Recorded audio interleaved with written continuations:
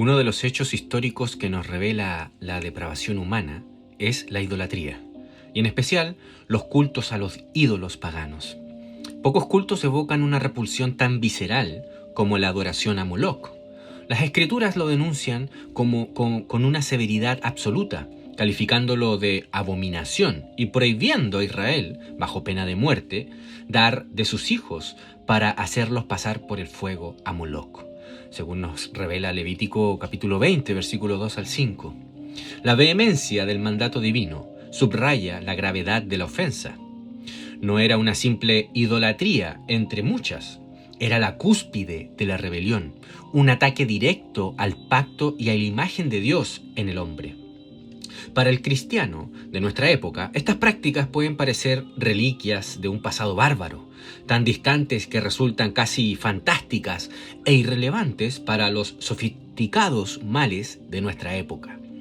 Sin embargo, tal suposición no es solo ingenua, sino un síntoma de una profunda ceguera y apostasía teológica.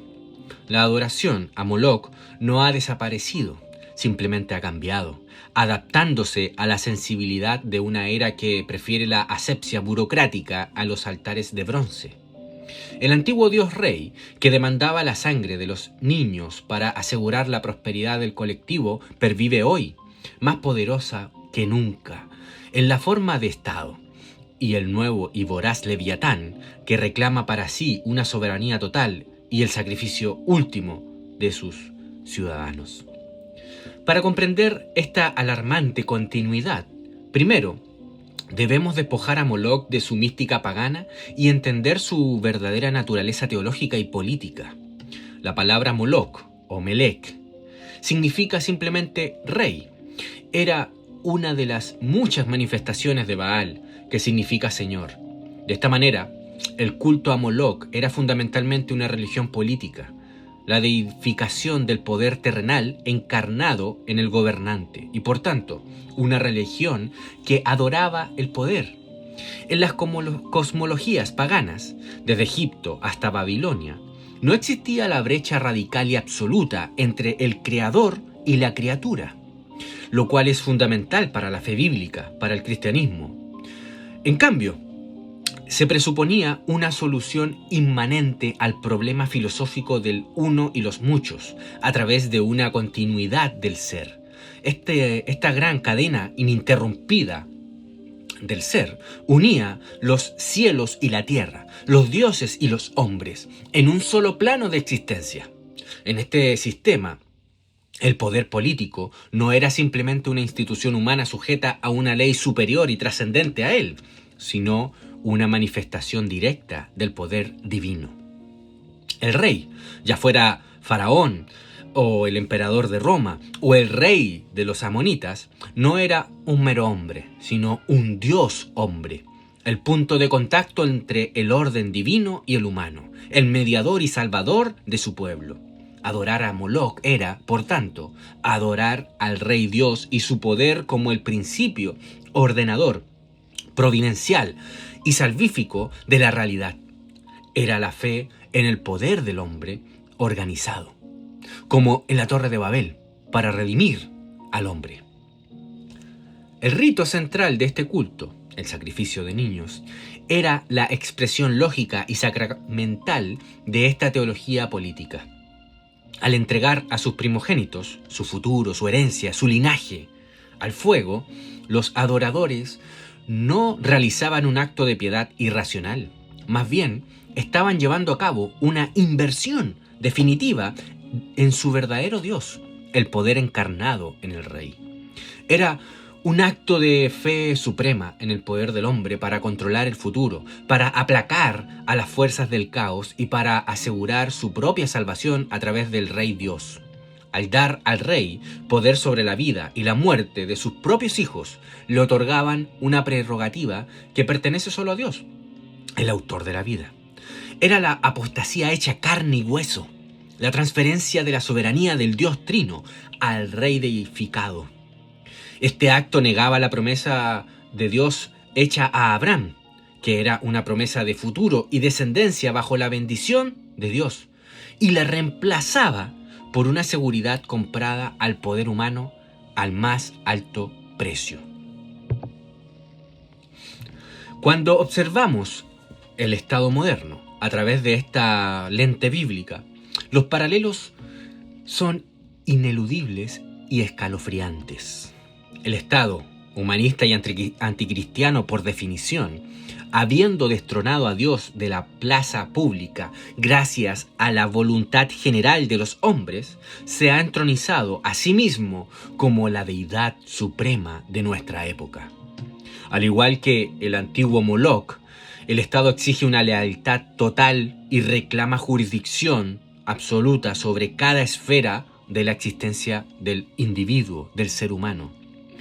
Primero, el Estado reclama ser el soberano definitivo y la fuente de toda ley.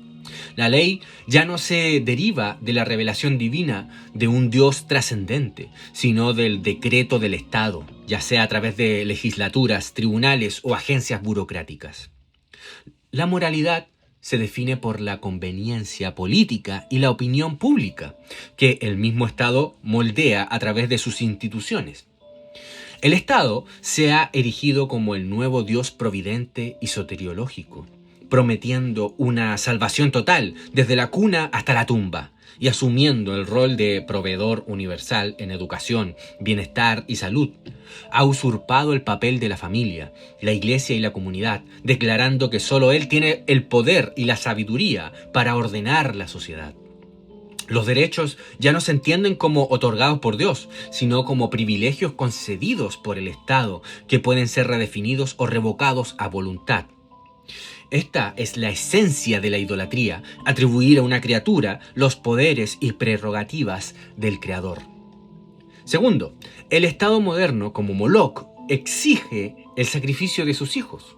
Esta ofrenda ya no se realiza en altares de bronce al rojo vivo, sino en las aulas de las escuelas públicas y las universidades estatales. Al entregar a los niños a un sistema educativo que es militantemente secular y hostil a la fe cristiana, los padres los sacrifican en el altar del humanismo.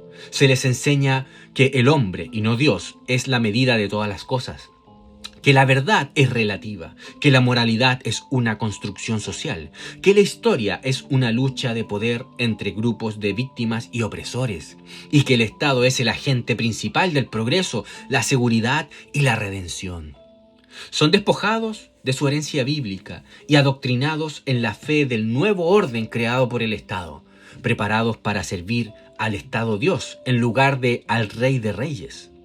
Es una forma de sacrificio intelectual y espiritual, donde la mente del niño es ofrecida para ser moldeada a imagen del Estado.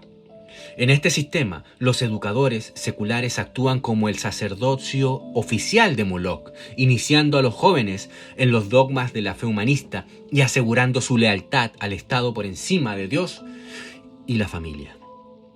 Más literalmente, el sacrificio de niños continúa sin cesar y a una escala inimaginable para los antiguos en la práctica del aborto sancionado por el Estado. El aborto es el sacramento central de la religión humanista.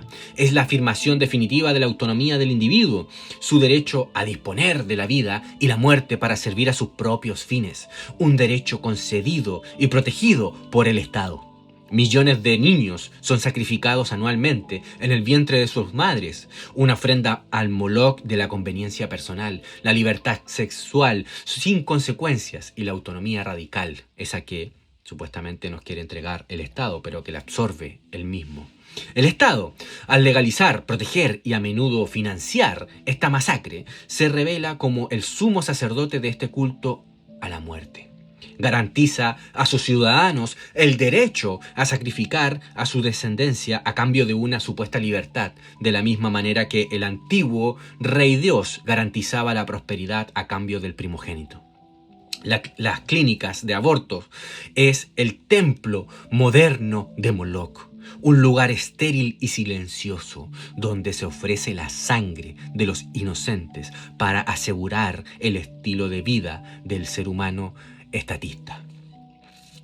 La lucha contra Moloch, por tanto, no es una batalla del pasado. Es el conflicto presente y definitorio de nuestra era. Es la contienda entre la soberanía de Cristo y la soberanía del Estado humanista. El primer mandamiento, no tendrás dioses ajenos delante de mí, es una declaración de guerra contra el espíritu de Moloch en todas sus formas y épocas. La solución no reside en reformar el sistema político o en elegir mejores reyes, mejores políticos, pues el problema es teológico, no meramente político. La solución es un retorno radical a la fuente de toda autoridad legítima, el Dios Trino, y su palabra ley infalible.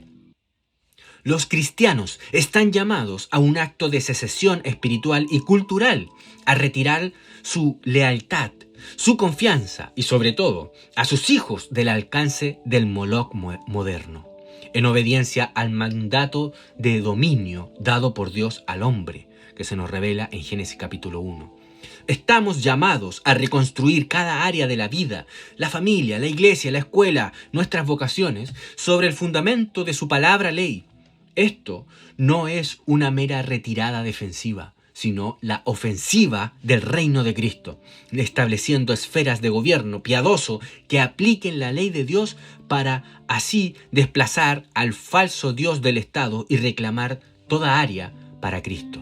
Esto requiere la creación de escuelas cristianas, la práctica de la caridad a través de la iglesia y el diezmo, y la familia en un lugar de la beneficencia, de la beneficencia estatal, y la afirmación de la ley de Dios como el estándar para toda la vida y para la sociedad. Solo entonces el fuego del altar de Moloch se extinguirá y la bendición de Dios, en lugar de su juicio, sanará nuestra tierra.